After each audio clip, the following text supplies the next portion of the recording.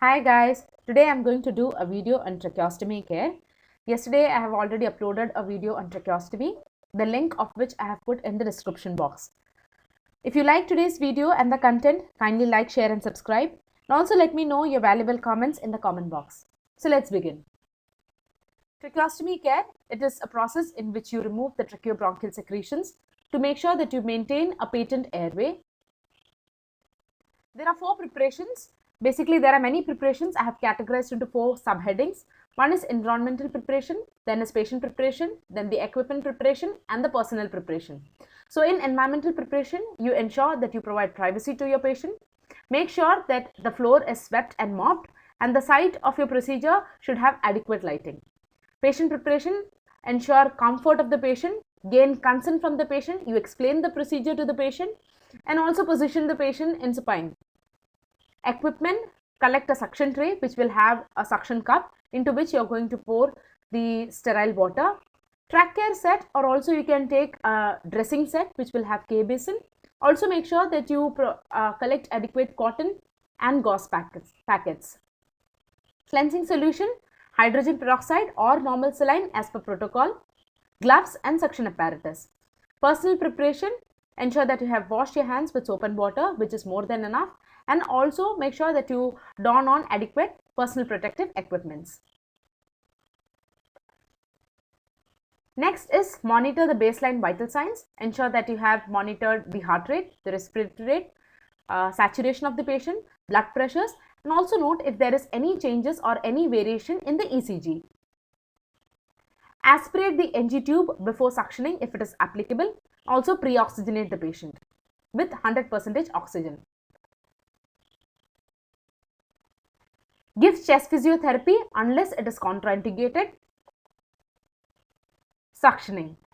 Ensure the working of the suctioning apparatus before you start the procedure. The pressures has to be between 70 to 120 for the procedure. So you ensure the apparatus is functioning. Open the suction tray and you can fill the suction cup with sterile water. Drop the catheter and the gloves into the sterile field.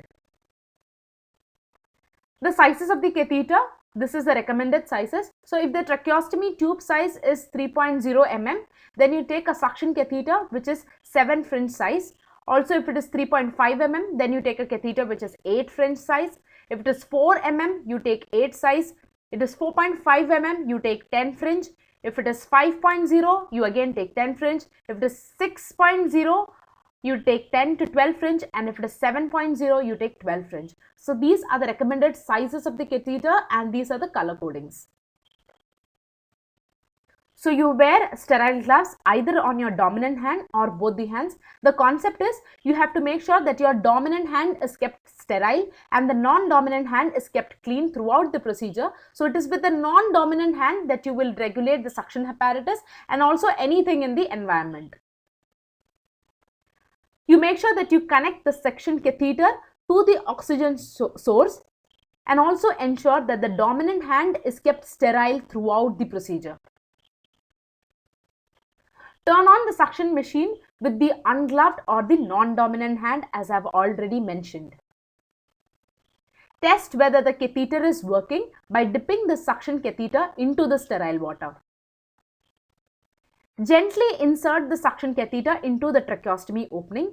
Kink the catheter while you advance in. That means when you are going inwards, you are not going to apply any suction. So you kink the catheter and you move in. How deep? The depth of the catheter is like this. So till you feel resistance or till the patient coughs or 6 inches deep. So that is the depth at which you insert the suction catheter. But in case of an ET suctioning, for example, if the ET tube is fixed at 22 centimeter lip end, then plus 1 centimeter extra suction catheter has to be advanced in. That means totally 23.5 centimeter of the suction catheter has to be advanced inside for the suctioning. Once resistance is felt or once the patient coughs or it is adequately deep in, you will release the king and start suctioning. And this suctioning has to be in circular motion. That means you will in circular motion, you will rotate the catheter and you will start moving out. Why circular motion? Because if there is any secretion sitting onto the rim of the inner tube, then all these extra crust and secretions can be sucked out adequately. The most important thing that you have to remember is suction for not longer than 10 to 15 seconds. After suctioning, thoroughly flush the catheter and the connecting tube with distilled water. Turn off the suction machine, slide the catheter back into the package or into the tray and disconnect it from the oxygen tubing. The suction catheter can be reused till 24 hours or as per protocol. But if the suction catheter is too dirty, you can still discard it and take a new catheter. Now, after the suctioning is over, you remove the inner tube and you can disinfect it. So traditionally we have been disinfecting in hydrogen peroxide or in normal saline. So you can use either of the solution and you have to dip the suction catheter into one of these solutions to disinfect it. Ensure that the inner tube is cleaned well. So after it is dipped inside the hydrogen peroxide solution, then you can take it out and you make sure that the inner part of the inner tube is adequately cleaned, either with a swab stick or with a gauze. After you clean the inner tube, you change your gloves. So once the inner tube is cleaned, now you clean the faceplate. So this is the faceplate. So around the faceplate, you clean this. Clean below the faceplate and also below the necktie. So for all of this, you can use a wet or a moistened gauze. Place the inner tube back. Place a moistened gauze around the stoma. So it can either be cut in this fashion or you can take a regular gauze which is moistened and it can be wrapped or it can be kept around the stoma. Now why a moistened gauze is because in the previous video also I have told you tracheostomy is a procedure which bypasses your nasal and your oral cavity. So the air that gets inside the tracheostomy tube is dry air, which can irritate the trachea and cause excess secretion, and the excess secretion so formed becomes crust. So to prevent this, if you put a moistened gauze around the tracheostomy tube, it will provide adequate humidification so that the air that gets inside is humidified. The other alternative is using a heat moisture exchanger, which is a costlier alternative, but this also helps you to humidify the air and also helps in filtration. The last one is oral suctioning. We don't use the same catheter to suction the oral cavity, rather we use something called as a Yonker suction tube. So this is called as this tube is called as a Yonker suction tube by which you do oral suctioning. So after your procedure is over, you take off your gloves and discard it properly. Wash your hands with soap and water and dry it with clean towel. So there are certain things we must also instruct the patient as part of home care management in tracheostomy care. The first thing is about stoma care.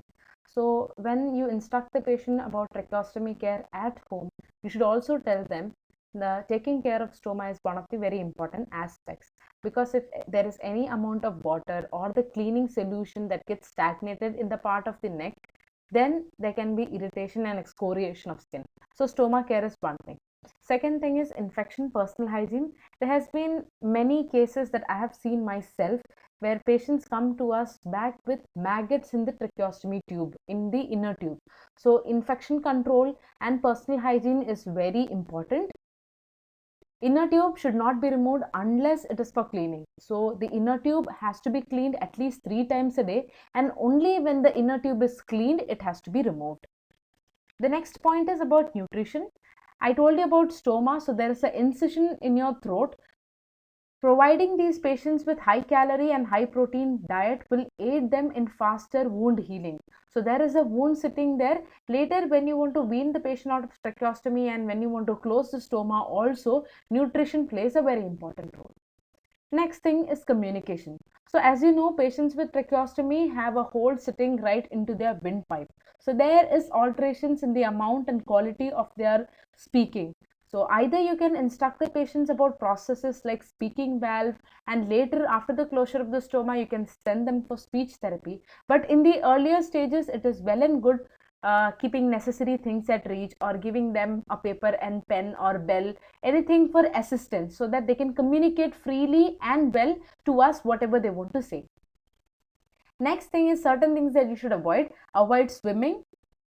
This is because in swimming what happens is there are chances that water gets into your tracheostomy tube and gets sedimented into your lungs. So swimming has to be avoided. Avoid fine particles like powder, dust, sand and smoke. Again, these are dry irritants which can irritate the mucosal area of your trachea. Avoid wind and cold air. Again, avoid contact with people having contagious illness, especially respiratory illness. And also ensure that if the patient is traveling, you should make sure to instruct them that they should carry portable suction, because cleansing of the inner tube is very important as far as tracheostomy tube is concerned. Personal hygiene is the most important, and you should instruct them that if they don't clean the tracheostomy tube properly, there are chances that it will get infected, there can be maggots in the tube, and it will result in lower respiratory tract illnesses also.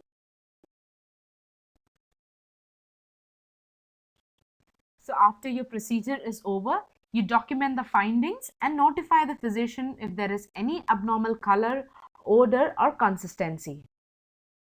Thank you guys. So today we have looked at tracheostomy care and also the details of suctioning. Hope you liked today's video, and kindly let me know your topic of interest, your doubts, comments and clarifications as well in the comment box. Thank you. Have a great day.